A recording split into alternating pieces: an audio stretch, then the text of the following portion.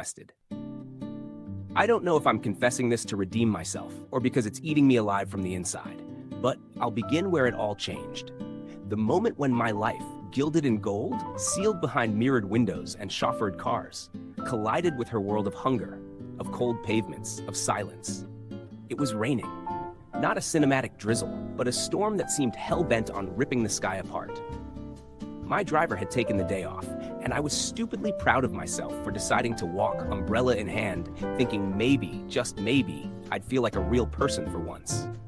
That maybe this soaked shirt and muddy shoes would make me less of a fraud.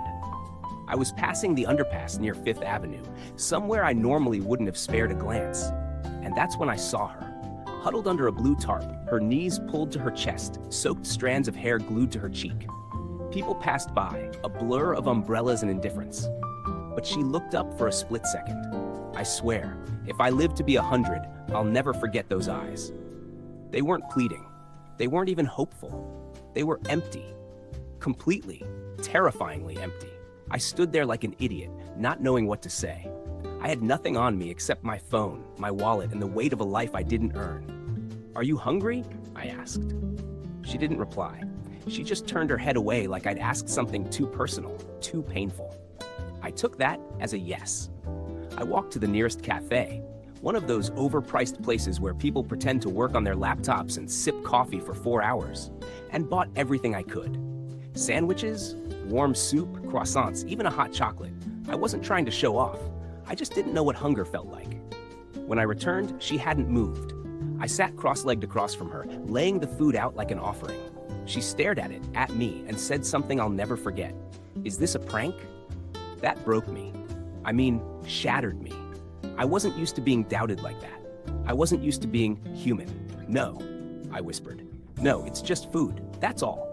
She finally reached for the hot chocolate, her fingers trembling.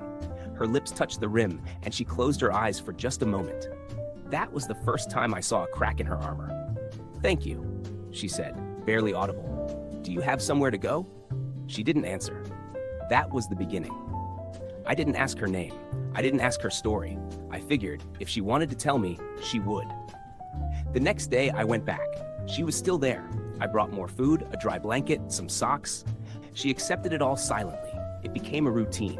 I'd go to meetings, wear my expensive suits, talk investments and quarterly targets. And then I'd sneak away, just for 20 minutes, to bring her food. One day, she said her name. Mira. Just that. No last name. No explanation. And then she asked mine. "Ryan," I said. She smiled faintly. "Ryan sounds like someone who's never gone hungry." I laughed, though I felt a little ashamed, guilty. That day I sat with her longer. We didn't talk much, but she told me how the city changes when you live on the sidewalk, how people look through you, how you forget your own name if no one says it out loud. "You start to disappear," she said. I didn't let her. I started bringing her books. She loved reading, old, tattered novels, poetry. She devoured them like oxygen. I'd sit and read to her sometimes. Our worlds were so different, but somehow in that little corner of the city, they overlapped. I didn't know how to tell her I was a millionaire. It felt like a betrayal, like if she found out, she'd think I was doing this out of pity. So I let her believe I was just a guy, a man with time and coffee. But I started slipping. My company noticed. I missed calls. I skipped meetings. My assistant, Claire, warned me. "You're losing focus, Ryan." I didn't care. I'd found something real. One day, I brought her to my apartment. She resisted. She looked around like she'd stepped onto a movie set. "This isn't your place," she said. "It is." "Who are you?" I hesitated. Then I told her everything. My name, my net worth, my company, my stupid mansion in the hills. She didn't say a word for a long time. Finally, she asked, "Why me?" And I didn't know how to answer, because I didn't fall in love with her out of guilt. I fell for the way she spoke about the moon. I fell for the way she made me feel like I wasn't made of numbers and spreadsheets. I fell for the resilience in her silence, the poetry in her sadness. "I don't know," I said honestly, "but I do." She lived with me after that, slowly, hesitantly. She'd sleep on the couch at first, curled up like she was still under that blue tarp.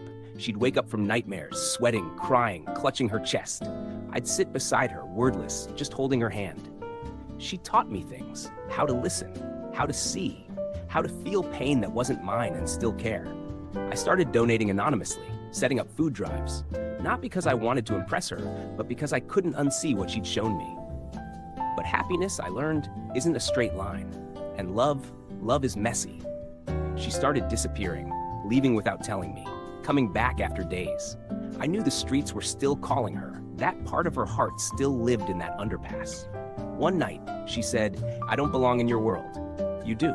"No, Ryan, I'm a stray. You're the sky." "You're wrong," I said, my voice cracking. "You saved me."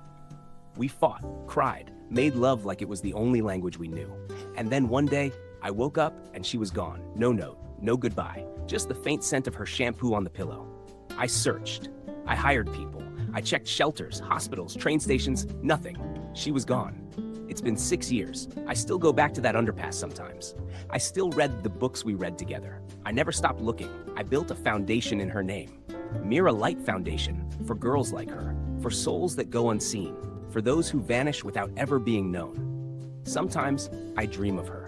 She's reading, smiling, holding my hand. I wake up with tears on my face. People ask me why I never married, why I'm always alone.